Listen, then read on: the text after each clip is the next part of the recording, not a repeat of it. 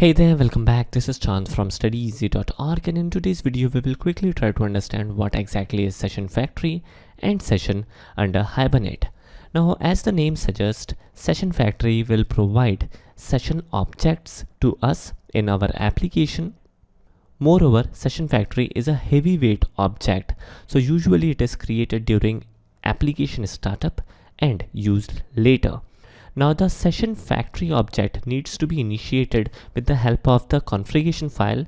Now how to configure Session Factory, how to provide the property values, this is something which we have already seen in our last video. In our last video, we have already checked a sample configuration file, right? So that sample configuration file will help this Session Factory to get initiated. So this is all about Session Factory. Let us quickly check the session object as well. Now session object is the actual object which would be used for physical connection with the database. So this is important. Now session object is also a lightweight and short-lived object.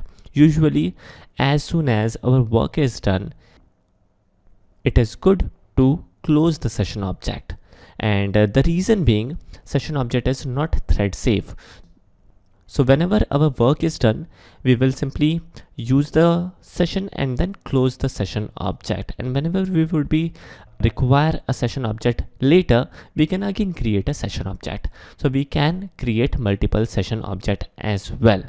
So this is all about the session object as well. And if you guys wish to research more on Session Factory and session object under Hibernate, please go forward and check and Google for these information. So this is all about today's video. In our next video, we will proceed further and check a couple of more interesting things about Hibernate.